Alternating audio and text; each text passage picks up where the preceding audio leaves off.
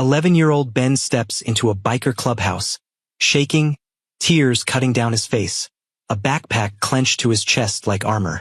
His voice barely holds as he says, "Mom left. My brother's still in the house with him." What's inside that backpack and what waits in that house forces everyone to choose between acting now or trusting a system that might arrive too late. The clubhouse door swung open just after 11, and everyone looked up expecting Rusty with the pizza order. Instead, they got Ben, 11 years old, maybe 12, skinny arms, dirt on his knees, a backpack slung over one shoulder that pulled him slightly sideways with its weight, and tears, not the loud, dramatic kind, but the silent ones that carved clean lines through the grime on his cheeks. Henry set down his beer. The conversation died. Ben's voice came out steady, which somehow made it worse. "Mom left. My brother's still in the house with him." The words were plain. The entire room went cold. Oscar was the first to move, rising from the worn couch near the back. He'd heard that tone before during his years at Child Protective Services, before he walked away from a system that cared more about procedure than people. That flatness in a kid's voice came from exhaustion, the kind that settles in after you've held the weight too long for tears to matter. "Who's him?" Henry asked, his voice low but not unkind. "Darren." Ben wiped his nose with the back of his hand. "Mom's boyfriend." Henry's jaw tightened. He knew that name. Everyone in town knew that name. Darren Cole. A walking powder keg with a smile that charmed bartenders and a temper that sent them scrambling for the phone. Bar fights that somehow never led to charges. Complaints that mysteriously disappeared. A restraining order that expired because the woman who filed it moved 3 counties away. Grant stood up slowly, his medic instincts already kicking in. He didn't move toward Ben. The kid was running on adrenaline, and cornering him would only make things worse. Instead, Grant watched. The way Ben's shoulders sagged. The dark circles under his eyes. The tremor in his hands that had nothing to do with cold. "When did she leave?" Oscar asked gently. Ben's eyes dropped to the floor. "Yesterday morning. She said she'd be back by dinner." "Yesterday. A full day and night." "And your brother?" Oscar pressed. "He's 2. Still in his crib." Ben's voice cracked, just slightly. "Darren came home drunk last night. I tried to feed the baby, but Darren told me to stop making noise. So I waited until he passed out. Then I grabbed some stuff and ran." That's when Oscar noticed the backpack. It wasn't a school bag. It was tactical military surplus, too big for a kid, the kind you'd use for camping or bug-out situations. He gestured toward it. "Can I see what you brought?" Ben hesitated, then nodded. Oscar unzipped it carefully. Inside he found diapers folded with the precision of someone who'd done it too many times. A baby bottle with formula still sloshing at the bottom, powder, spare clothes sized for an infant who couldn't pack for himself. And at the bottom, folded into a tight square, a handwritten note on torn notebook paper. The handwriting was hurried, slanted, but deliberate. "I'll be back soon. Be good." No explanation, just a promise that felt more like a prayer. Henry read it over Oscar's shoulder and swore under his breath. He'd seen enough domestic situations to know what this looked like. A mother who packed supplies for her toddler and handed them to her 11-year-old had run out of options. "Did she say where she was going?" Henry asked. Ben shook his head. "She just told me to take care of him, to keep him quiet." Grant finally stepped forward, crouching down so he was eye level with Ben. "You did good, kid. Real good. But we need to know. Is Darren still in the house right now?" "I don't know," Ben admitted. "He left this morning. I don't know if he came back." Grant exchanged a look with Henry. If Darren was gone, that was one problem. If he was there, drunk and volatile with a 2-year-old in the next room, that was another. "All right," Henry said, standing. "We're going to check on your brother. But first, I need you to stay here with Nitro. He's going to get you something to eat, and you're going to tell him everything you remember about the last 2 days. Can you do that?" Ben nodded, too tired to argue. Grant grabbed his jacket and headed for the door, but Oscar stopped him. "We can't just walk in there. If Darren's home and we spook him—" "I know," Grant interrupted. I'm going to talk to the neighbors first. See what they've seen. 10 minutes later, Grant stood on Mrs. Calder's porch, hands in his pockets, playing the part of a concerned citizen checking on a noise complaint. The old woman answered with her reading glasses still perched on her nose and suspicion written across her face. I haven't called about any noise, she said sharply. I know, ma'am, Grant said gently, but we've had reports of disturbances on this street, and I wanted to make sure everything's all right. Mrs. Calder's expression softened slightly. She glanced toward the house next door, Ben's house. The baby's been crying, she admitted quietly, for hours. On and off since yesterday. Grant's stomach dropped. Have you seen anyone go in or out? She shook her head. Darren left this morning in his truck. Haven't seen him since. And the mother. She trailed off, wringing her hands. I haven't seen her in 2 days. Why didn't you call someone? Mrs. Calder looked down. Last year, my dog got loose and wandered into their yard. Darren came out screaming. Said if it happened again, he'd make sure I never saw the dog again. Her voice wavered. I'm 73 years old. I live alone. I didn't know what to do. Grant placed a hand on her shoulder. You just did it. Thank you. He walked back to his bike and pulled out his phone. The text to Henry was short. Baby's inside. Alone. Crying for hours. We move now. Henry divided the crew with the precision of someone who'd done extractions before, just never on American soil. Oscar and Grant would go through the side door. Henry and Tomas would cover the back. No bikes. No leather. Nothing that screamed biker gang to anyone watching through their blinds. They parked 2 streets over and walked in like neighbors. The house looked ordinary enough from the outside. A rental with peeling paint and a lawn that had given up sometime in July. But Grant knew better than to trust appearances. He'd seen horrors hidden behind welcome mats and flower boxes. The side door was unlocked, open like someone had walked out and forgotten to care. Inside, the smell hit first. Sour milk mixed with stale beer and something darker underneath. The scent of a place where care had stopped mattering. The living room was a disaster. Empty bottles crowded the coffee table. Some tipped over, most forgotten. An ashtray overflowed onto the carpet. A chair lay on its side, one leg splintered. And in the corner, a baby monitor blinked red, its battery long dead. Grant moved toward the hallway, Oscar close behind. The crying had stopped. In situations like this, silence meant either sleep or something worse. The nursery door was cracked open. Grant pushed it gently with 2 fingers. The toddler was in the crib, lying on his back, staring at the ceiling with glassy, unfocused eyes. His face was flushed red, his lips dry and cracked. The crib sheet was soaked, urine probably hours old. A stuffed rabbit lay just out of reach, knocked through the bars onto the floor. Grant's training took over. He moved smoothly, lifting the baby with care, checking for breathing, for responsiveness. The child whimpered but didn't cry. Too dehydrated, too exhausted. Grant cradled him against his chest, feeling the rapid heartbeat, the shallow breathing. Oscar, he said quietly. Water. Clean cloth. Now. Oscar was already moving, heading to the kitchen, stepping over debris. He found a relatively clean glass, filled it with tap water, soaked a dishcloth. When he returned, Grant was murmuring to the baby, soft reassurances in a voice that had once talked Marines through shock and pain in the sand. Grant pressed the damp cloth to the baby's lips, letting tiny drops seep into his mouth. The toddler's tongue moved reflexively, seeking more. Good sign.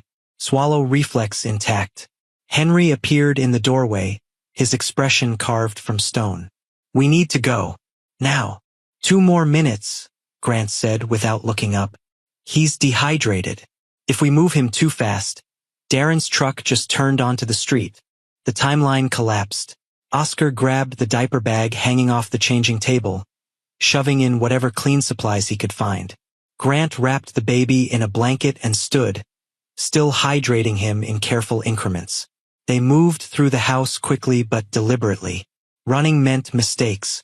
They were halfway across the front lawn when Darren's pickup lurched into the driveway. He stumbled out, reeking of whiskey even from 15 feet away, eyes bloodshot and wild. When he saw the baby in Grant's arms, fury twisted his face. "What the hell do you think you're doing?" Darren's words slurred together, but the threat underneath was crystal clear. Henry stepped forward, positioning himself between Darren and Grant.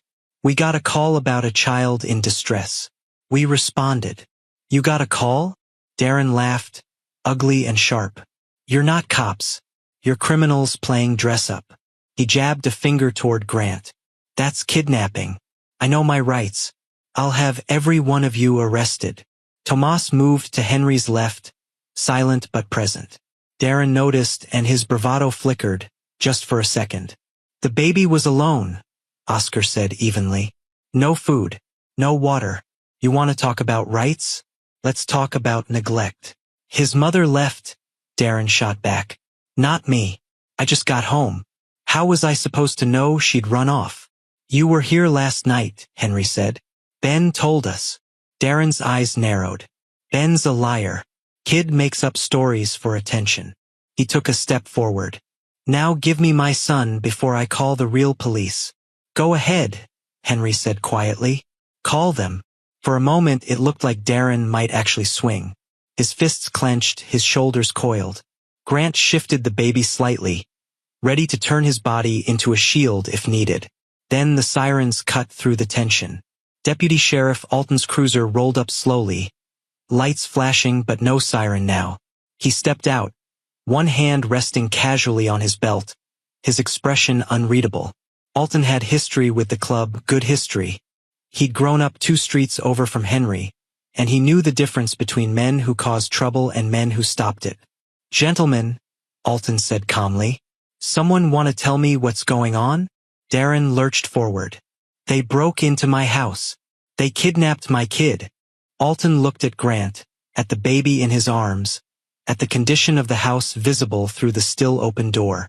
He'd worn the badge long enough to know what mattered. "Door was unlocked," Grant said. "Baby was unattended, dehydrated, in a soiled crib. We stabilized him." Alton walked past Darren without acknowledging him, stepping into the house.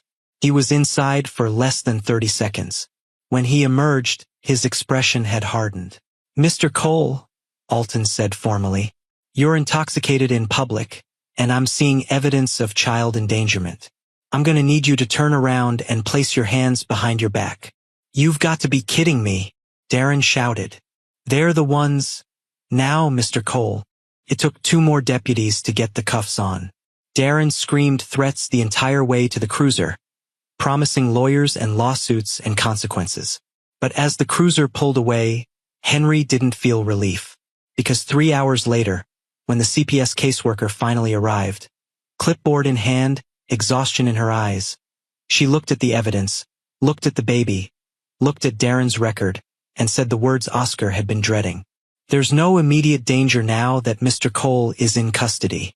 We'll locate the mother and assess the home environment. The children will likely be returned to her care pending evaluation." Oscar's hands curled into fists. "You're not hearing me. This wasn't a one-time thing. This is a pattern." The caseworker's smile was tired and practiced. "I understand your concern, but we have procedures." And just like that, Oscar remembered exactly why he'd left. Oscar didn't sleep that night. Neither did Henry. By sunrise, they were sitting at the clubhouse bar with cold coffee, knowing muscle wouldn't fix this. "We can't threaten them," Henry said, staring at his mug. "That plays right into Darren's hands. Makes us look like the danger." "So what do we do?" Oscar asked. "Wait for the system to fail these kids again?" Henry was quiet for a long moment. Then he pulled out his phone. "We build a case they can't ignore." The diner on Fifth Avenue had cracked vinyl booths and fluorescent lights that buzzed more than they illuminated. The coffee tasted like yesterday, but the back room held 20 people when it mattered. Henry started making calls. Not to lawyers or politicians, but to ordinary people. The bartender at Rosie's Tavern. A woman named Michelle who'd moved to the next county 2 years ago. A man called Eric who still crossed the street when he saw a certain kind of pickup truck. The meeting was set for 7 p.m. Henry didn't tell CPS it was happening. He invited them. The caseworker, her name was Jennifer Moss, arrived looking suspicious and tired. She took a seat at the head of the table, briefcase at her feet, clearly expecting some kind of ambush. "Thank you for coming," Henry said simply. They came in quietly. Ray, the bartender, came in wearing his work shirt, smelling faintly of lime and beer. Michelle wore sunglasses even though the sun had set an hour ago, and she kept them on when she sat down. Eric limped slightly, an old injury that had healed wrong. Jennifer's pen touched paper but didn't move. "What exactly is this?" "Testimony," Oscar said. "The kind that doesn't make it into background checks." Ray went first. He spoke about the night Darren smashed a pint glass into the bar because someone looked at him wrong. How he'd grabbed Ray by the collar and threatened to finish what he started before his friends pulled him away. No police report. Ray was undocumented. Couldn't risk the attention. Michelle took off her sunglasses. The scar above her left eyebrow was faint but visible. She talked about 6 months of dating Darren, how charming he'd been at first, how quickly that changed. The night he shoved her into a wall because dinner was late. The morning he twisted her wrist until it fractured because she'd mentioned leaving. She filed a restraining order, then fled the state when it expired because renewing it meant staying within his reach. Eric's story was quieter, which made it cut deeper. He'd been Darren's neighbor 3 years ago, filed a noise complaint after weeks of shouting matches and thrown furniture. 2 days later, his mailbox was smashed. A week after that, his tires were slashed. The police said they couldn't prove anything. Eric said he couldn't afford to keep replacing tires, so he moved. Jennifer wrote everything down, her expression carefully blank. Then Ben walked in. He'd been sitting with Nitro in the front of the diner, eating fries and trying to pretend this wasn't about him. But Oscar had asked if he'd be willing to talk, and Ben had said yes, not because he wasn't scared, but because he was tired of being scared alone. He sat down across from Jennifer, small and serious. "Do you want to tell me what happened?" Jennifer asked gently, her professionalism softening slightly. Ben took a breath. "Mom didn't leave because she wanted to. No one moved. Darren told her if she went to the police, they'd take us away, that we'd end up in foster care, split up, and it would be her fault." His voice was steady, but his hands gripped the edge of the table. "He made me watch the baby. Said if I let him cry, if I bothered Darren while he was sleeping, there'd be consequences. Mom couldn't take it anymore, but she couldn't take us with her either. So she left me the backpack and told me to keep him safe until she could figure something out." Jennifer set down her pen. "Did your mother tell you this?" "She didn't have to," Ben said. "I heard them fighting. I heard what he said. And I saw her face when she left. She wasn't running away from us. She was running for help." Henry leaned forward. "Darren's been using the system as a weapon. He knows how it works. He knows that without documented evidence, without police reports, he's untouchable. And he knows that threatening to take the kids away is more effective than any physical violence." Jennifer looked down at her notes. Pages of them now, patterns written in different handwriting, different voices, same story. She closed the notebook slowly. "This doesn't change procedure," she said carefully. "But it does change context." She looked at Ben. "If we can locate your mother and verify what you've said, it shifts everything. Do you know where she might have gone?" Ben shook his head. "But she has a sister. In Pittsburgh. Aunt Jenna. She hasn't talked to her in years. But that's enough," Jennifer said, writing quickly. She stood, gathering her materials. "I'll make some calls tonight, and I'll be recommending that the children not be returned to any environment where Darren Cole has access, pending a full investigation." It wasn't victory, but the ground had shifted. As Jennifer left, Oscar exhaled for what felt like the first time in hours. Ray clapped him on the shoulder. "Think it'll stick?" "It has to," Oscar said quietly, because 2 hours later Jennifer called back. She'd found the mother. She was in Pittsburgh, exactly where Ben thought she'd be, staying with her sister and waiting for someone, anyone, to believe her. The story Ben had carried alone finally had witnesses. The safe house didn't look like much from the outside. A modest two-story on a quiet street with bars on the windows disguised as decorative ironwork. But inside, the air lighter, like a held breath finally released. Ben's mother, Leah, sat on the couch with her youngest son in her lap, watching him play with a plastic truck like he'd never seen one before. She'd cried on and off for 3 days. Not from sadness, from relief she hadn't let herself feel until now. Darren had been formally charged. Not just public intoxication this time, child endangerment, criminal threatening, violation of a previous restraining order that Michelle's testimony had brought back to light. The prosecutor was building a case that would actually stick, and Darren's bail had been set high enough that his friends couldn't scrape it together. Leah hadn't stopped thanking people. The bikers, the caseworker, even the deputy who documented the scene. But the person she hadn't met yet was Melissa. Melissa had been prepared for a different ending to this story. When she'd heard about 2 boys in danger, possibly heading into the foster system, something inside her had clicked into place. She was 43, single by choice, financially stable, and had been thinking about adoption for years without committing. This felt like the answer she'd been waiting for. She'd cleared out her guest room in 2 days, bought bunk beds, painted one wall blue, filled a shelf with books for different reading levels. She'd contacted a family lawyer, started the paperwork, imagined what it would be like to pack school lunches and attend parent-teacher conferences. She'd prepared herself to become a mother. When Jennifer called to tell her the boys would be reunited with their biological mother instead, Melissa had said all the right things. She was happy for them, relieved. This was the best possible outcome. She'd said all the right things. Then she sat in that empty blue room and cried for an hour. But Melissa wasn't the type to stay down for long. She'd gone to Henry the next day with a simple question. "Can I meet her?" Which was how she ended up at the safe house on a Wednesday afternoon, holding a bag of groceries and wondering if this was a terrible idea. Leah answered the door with the baby on her hip, wariness in her eyes that Melissa recognized immediately, the look of someone who'd learned not to trust kindness without questioning it first. "You're Melissa," Leah said. "I am." Melissa held up the bag awkwardly. "I brought some things. Formula. Diapers. I wasn't sure what you needed." Leah's expression softened slightly. "You're the one who was going to adopt them." It wasn't a question. Melissa nodded. For a long moment they just stood there. 2 women on opposite sides of a door, both shaped by circumstances neither had fully controlled. Then Leah stepped aside. "Come in." They sat in the small kitchen while Ben played with his brother in the living room, building towers out of blocks and knocking them down with sound effects that made the toddler squeal with delight.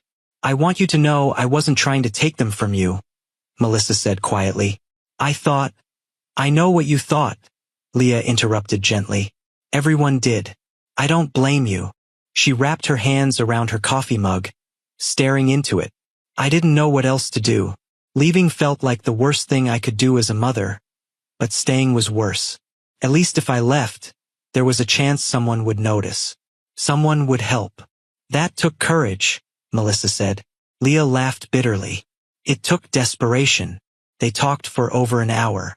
Leah explained how she'd met Darren during a vulnerable time, how the red flags had appeared slowly and then all at once, how leaving seemed impossible when you had 2 kids and no savings and a man who knew exactly which threats would keep you frozen. Melissa listened without offering the solutions Leah had already exhausted. Then Melissa said something Leah wasn't expecting. "I still have that room ready. The blue one. And I know you're staying here temporarily, but when you're ready to find something more permanent, if you wanted to stay nearby, there's a rental house 2 blocks from the clubhouse. Small, but it has a yard. The owner owes Henry a favor." Leah's eyes snapped up. "Why would you help me?" "Because I wanted to be there for your kids," Melissa said simply. "And I realized that doesn't have to mean replacing you. It can mean standing beside you." Leah's eyes filled. "I can't pay much. Not yet. The rent's already covered for 6 months," Melissa said. "Henry and the club took care of it. Consider it a loan if that makes it easier. Pay it back when you're stable." Leah covered her mouth, tears spilling over. 3 weeks later, Leah moved into the house on Elm Street with both boys, a donated couch, and a job lined up at the local grocery store. The biker clubhouse was visible from her front porch, close enough that she never felt alone, far enough that she could breathe. Melissa came by twice a week at first, ostensibly to drop off supplies or check if Leah needed anything. But really, they both knew it was because they'd started to become friends. The boys started calling her Aunt Melissa without anyone suggesting it, and Melissa found herself at birthday parties and doctor's appointments, filling a role she'd never quite imagined but that fit better than she'd expected. For months later, Melissa adopted Maya, a 7-year-old who'd spent too long waiting for someone. Maya and Ben became inseparable within days, trading books and building forts in Melissa's backyard. Leah watched them play one afternoon, sitting on Melissa's porch with coffee, and said quietly, "Thank you for not giving up on them. Thank you for fighting for them," Melissa replied. Ben's backpack, the one he'd carried into the clubhouse that night, packed with diapers and hope and fear, sat in the hall closet now empty. Leah had asked if he wanted to throw it out, but Ben said no. He wanted to keep it, just in case someone else ever needed it. But the weight he'd carried that night, the responsibility of keeping his brother alive while the adults failed them, that weight was finally gone.